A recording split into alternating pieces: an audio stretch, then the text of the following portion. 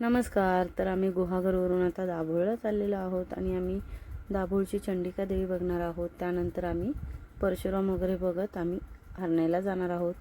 तर दाभोळला जाण्यासाठी आम्ही जेटीमध्ये बसलेलो आहोत. गुहागर ते दाभोळ असं जेटीचा प्रवास अगदी 10 मिनिटाच्या अंतरावरती असेल. पटकन जाता येतं आपल्याला. आणि आता आम्ही सगळेजण जेटीमध्ये बसलेलो आहोत. खूपच छान वाटतंय. बाहेरचा जो नजारा आहे तो सुद्धा अप्रतिम आहे. बघूनच अगदी मन प्रसन्न होतं आणि खूप भारीच वाटते. सगळे एकत्र एन्जॉय करत चाललेले आहेत.